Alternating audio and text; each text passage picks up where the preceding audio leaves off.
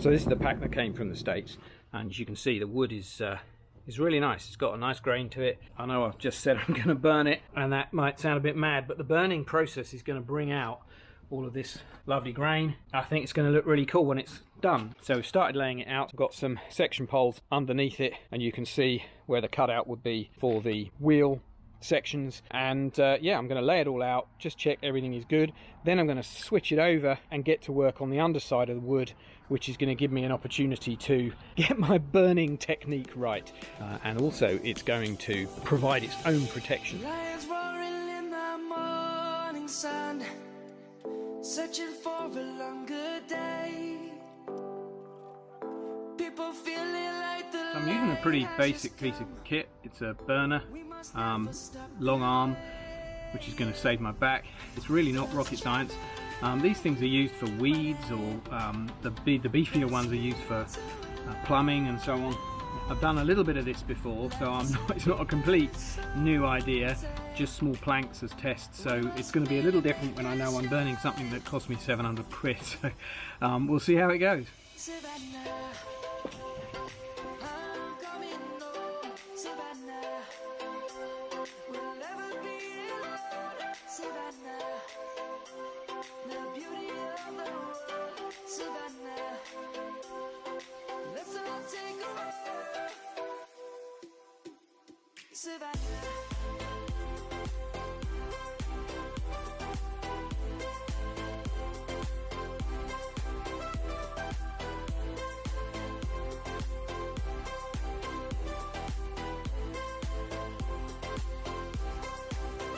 So I'm just going to give you a little close-up now, show you how we've done. We're literally just on the first board.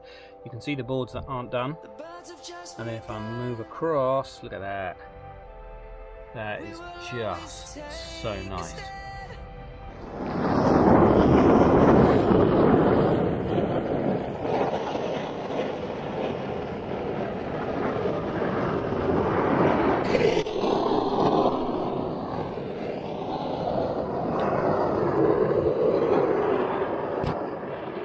Very happy with that. I'm going to flick it all over now and then do the money side.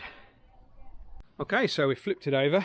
Here's the result, which is an unburnt side. This is the bit that I don't want to mess up, because this is the bit everyone is going to see. So we'll get back to the butane and see what we can do here.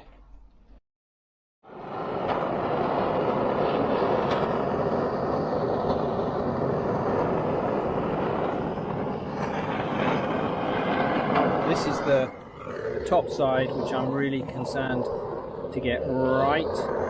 If you get an area that you didn't mean to go quite so heavy on, you can just lift that up. I have one such area there, and that's not very nice aesthetically, but that's going to be something that, worst case, I mean ideally don't do that, but worst case I will be able to rectify that. When it's cooled down, I can give it a light sand, and when the next part of what I'm doing, which is to create a kind of liming finish to it, if I use a lime product, it just gives it a lovely little hue, ages it nicely, and it helps give the wood back a bit of the moisture that's come out of the surface, which is the good moisture, which is going to help stop it cracking and becoming a bit of a mess. So it really is like you're kind of painting.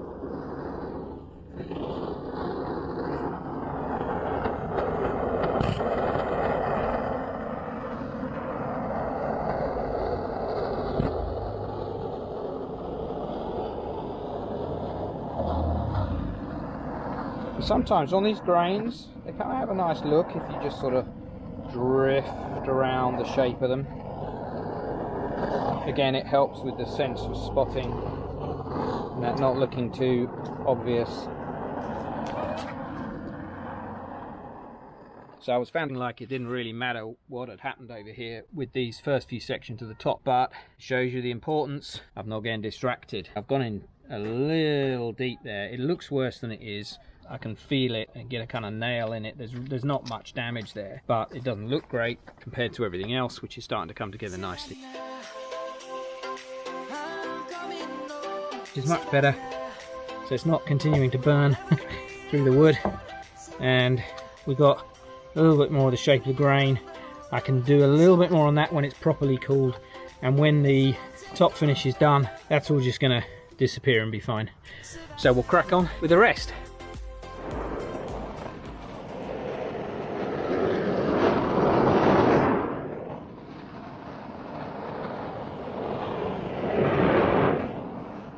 And here we are. This is just so cool. I love the way this finish has come through, and that's pretty much how it'll be in the truck. We will always take a stand for the people, for the land. Let's go back to This is how I needed to get it today, but there's another part of the process to go where I continue to finish the surface. I'm going to apply a liming to it, which just helps with the finish and the sealing, but that in an old truck is going to look great. I'm now using a liming which is taking it to the next stage. You can see the contrast on the right and the left. The left is unfinished and the right is with the lime, and right now it's been sponged on and then rubbed off with a cloth. You can be fairly liberal with it, but not too liberal. Just let it go on. You want a kind of thin coat, you're seeing everything through it. It's not like painting. A lot of this is going to get rubbed off, so you don't want to go too mad, because it does really, particularly the one I'm using, really likes to stick to the wood. You don't want too much of it in the finished result, because you're going to be pulling it off anyway. So you're going to be wasting your time. So, but you can see how the grain's coming through. Once that's all finished and rubbed down, obviously the whole thing will look like that. It's then too white, and then the idea is you start to bring it back through again with some very light sanding, just to pull the grain back through again.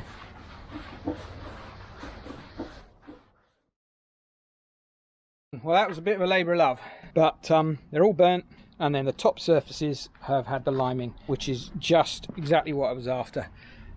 The exact finish I'm looking for, ready for a final sand with a really fine grained paper, and just lift some of that grain back through again, so I've got a little bit more contrast, and then it will get finally sealed in. Welcome back. We've got a lovely day here today, and this is the perfect day to finish off the wood and do the stuff I've got to do on the truck to get the wood bed ready. I've had the nod from the guys that are doing the rebuild for me. They need the wood now, so it's time for me to get the final finish on, which is basically a 10-year weatherproofing coating. The truck and the wood are not going to be outside all the time at the end of the day, but I am going to use the truck. It is going to end up getting showered on from time to time. I want to make sure it's in really good shape. So we got the wood, we burnt the wood, we limed the wood with a bunch of sanding and bits and pieces in between, and now we've got this next product which is going on, which you can see here. That's what I'm using. That is going to give me a finish. So this was the perfect moment to pop the Jag out. She's looking lovely, and get the wood out in the tent. This stuff can take up to 24 hours to go off, and so we're going to start putting the coats on, painting that, and I can keep it in the tent and it will be fine. We've got really good weather for the next couple of days, so it should be fine.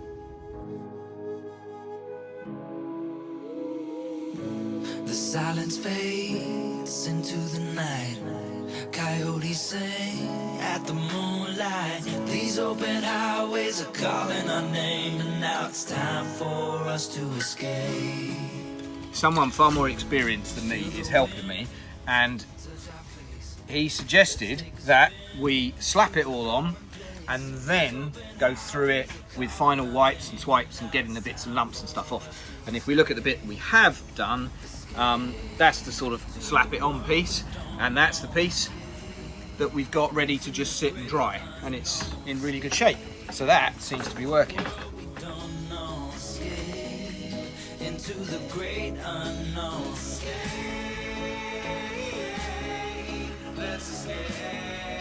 So that is the underside, all done, all coated. Seems to be going off okay. I'm noticing that when the coat goes on, it can get a little bit blotchy. You can get little pieces of the material of the coating, but just chasing that through with a clean cloth and just carefully taking bits off, wiping it down. It's not supposed to be a really thick coating of the cream, it's meant to be quite a thin coating anyway, and that's starting to come together well. You can see some of it still drying through on there. Actually, to touch, they're still quite wet, even though they now look like they're dry, but they're not. So I'm going to let this go off a little, and then we'll flip it all and have a go with the money side. I won't let go until the sunrise. These open highways are calling our name, and now it's time for us to escape. Wave goodbye. We are done, and it was it's taken about 45 minutes each side to actually get the product down onto the wood, just using a standard block brush. I'm going to now leave it to dry and go off, which the tub says is going to take maybe 24 hours or so. So we'll see how that goes, and see what this looks like in the morning. Hopefully it'll have gone off. It'll look pretty much identical to how it was before it went on. This is not supposed to create any kind of a stain, just simply seal it in and protect it for reasonable weather protection for many years to come. So when I get it in the actual truck and we get it back, I'll then see whether I want to play around with the style of the bed anymore, whether I do actually want to paint anything, introduce any kind of color or anything of that nature. But for now, I think the finish is going to be what I'm after. I'll show you the finish. You can see how the burning process that we did brought the grain out really nicely, and then the liming has just introduced a little bit more of a weathered look, and thanks to Rowan, who's helped me get this looking so good. Thanks for watching. Thanks for being interested in what we're doing with this wood bed.